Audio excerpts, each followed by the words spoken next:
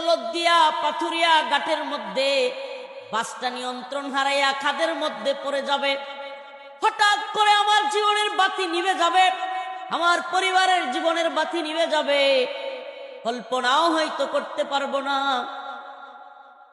হঠাৎ করে কুমিল্লায় 2 বাস দুর্ঘটনা হয়ে যাবে, ময়মনসিংহে 2 বাস দুর্ঘটনা হয়ে যাবে।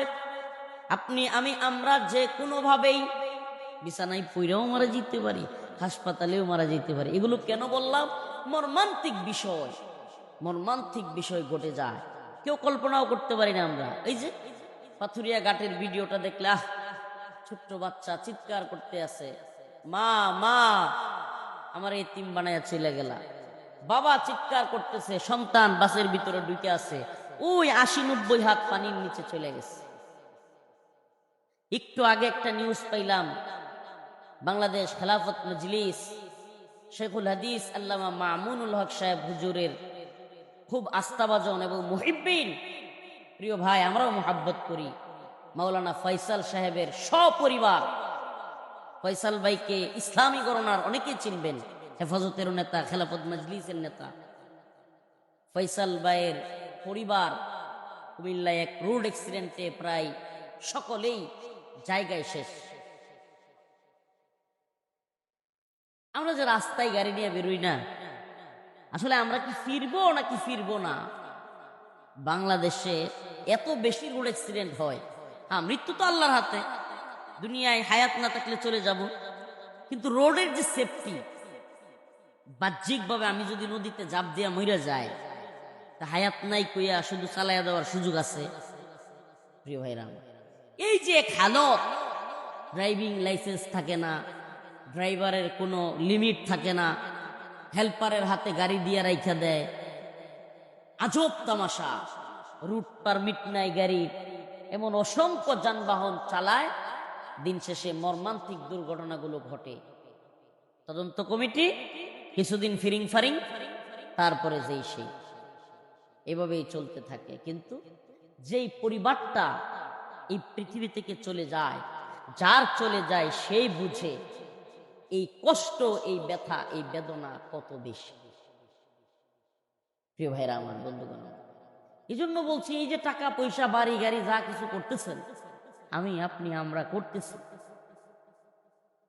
আমি জানি আমার আগে অনেক বক্তা এগুলো বলেছে, আমি জানি আপনারাও আগে অনেক শুনেছেন, অনেক নিজেও বলেছেন, কিন্তু কেন জানি আমাদের মধ্যে পরিবর্তন নাই। আফসোস। আরে এই যে দুনিয়া, এগুলার কিছুই থাকবে না।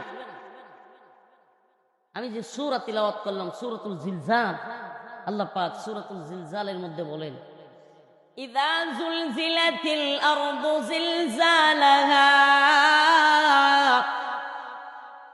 ওয়া আখরাজাতিল আরদু আথকালাহা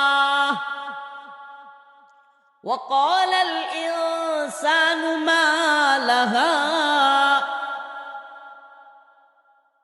এই দুনিয়ায় যা কিছু দেখতেছেন, টাকা পয়সা বাড়ি গাড়ি ধন সম্পদ সোনা রূপা, এগুলা অর্জন করবার জন্য মারামারি কাটাকাটি হানাহানি, ভাই ভাই সম্পদ নিয়ে মারামারি, টাকা পয়সা নিয়ে মারামারি, নাউজুবিল্লাহ। গত 2 দিন আগে দেখলাম একটা নিউজ, হৃদয় বিদারক, এক সন্তান কুলাঙ্গার তার বাবার কবর লাথি মারতেছে। কেন? সে নাকি জমি সম্পদ কম পাইছে। কিয়ামতের আলামত, কিয়ামতের আলামত এগুলো। বাবা কবরে তার সন্তান লাথি দিচ্ছে, কবর ভেঙে ফেলতেছে। আমার আশ্চর্য লাগলো একটা জিনিস, আশপাশে অনেক মানুষ ভিডিও করতেছে, অনেক মানুষ দাঁড়ায়ও আছে, এরা কেউ ছেলেটাকে কিছুই বলছে না। তাইলে আমাদের সমাজের অবস্থা কত নাজুক, যে আমাদের সমাজেও কেউ কারো কবর, তার বাবার কবর লাইতে ভাঙতে পারে, আর সমাজের মানুষ কিছুই কয় না, মানে তার কিছু যায় আসে না। কিন্তু আল্লাহ কি বলছেন? কুনতুম খায়রা উম্মাতিন উখরিজাত লিন-নাস তা'মুরুনা বিল মা'রুফ ওয়া তানহাউনা আনিল মুনকার। আল্লাহ বলছেন, তোমরা হলো উত্তম জাতি, খায়রা উম্মাহ উখরিজাত লিন-নাস, তোমাদেরকে বের করা হয়েছে, মানুষদের থেকে তোমাদেরকে বের করা হয়েছে, তোমরা নিজের ইচ্ছাই বের হও নাই, তোমাদেরকে বের করা হয়েছে, এই উম্মতকে বাছাই করা হয়েছে, যাচাই বাছাই করা হয়েছে এই জন্য তা'মুরুনা বিল মা'রুফ ওয়া তানহাউনা আনিল মুনকার, যে তারা সৎ কাজের আদেশ করবে, অসৎ কাজে নিষেধ করবে। কি করা হয়েছে? বের করা হয়েছে। কেন? যে আমরা সৎ কাজে আদেশ করব, অসৎ কাজে নিষেধ করব। কিন্তু আমরা সৎ কাজে আদেশ করতেছি না, আস্তে আস্তে সমাজ খারাপ হয়ে যাচ্ছে। নেতা রডের বদলে বাঁশ দিতেছে, কোনো অভিযোগ নাই, নেতার সামসামি চলছে, লিডারের পিছনে দৌড়াদৌড়ি চলছে, চামচামি চলছে, জবাবদিহিতা নাই। সমাজের মধ্যে দরবারের নামে দুই পক্ষরে লাগাইয়া দিয়া এর কাছ থেকে 2000, ওর কাছ থেকে 500, ওর কাছ থেকে 3000, ওর কাছ থেকে 1000, এইভাবে নিয়ে দুই পক্ষরে লাগাইয়া দিচ্ছে। আমরা জানি এই লোকটা কে, কিন্তু কেউ কিছুই বলছে না। আবার উভয় পক্ষ ওই লোকের কাছে দৌড়াইতেছে, কেন? জিতার দরকার, আমার পক্ষ নিয়ে আসা দরকার।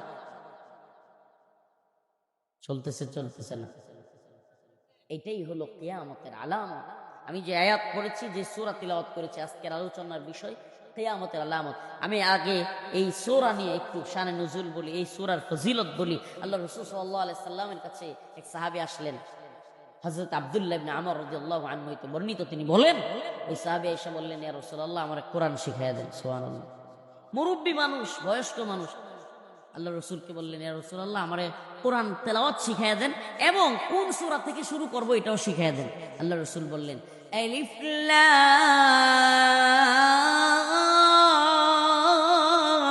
রা, পড়েন আলিফ লাম রা থেকে।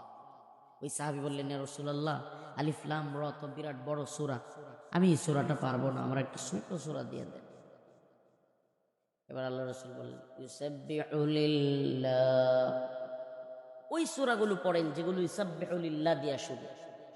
ওই মুরব্বী সাহাবী আবার বললেন, ইয়া রাসূলুল্লাহ, আমি তো বৃদ্ধ মানুষ হয়ে গেছি, জিহ্বা আমার ভারী হয়ে গেছে। অনেক মুরব্বীরা নিয়ে তাবলীগ জামাতে গেলে দেখা যায়, আমি 1-2 বার গেছিলাম, ওরে বাবা, সূরা ফাতিহা কইতে একবার দাঁত দুধ ভেঙে যায়, আউযুবিল্লাহ বিসমিল্লাহ বলানো যায় না।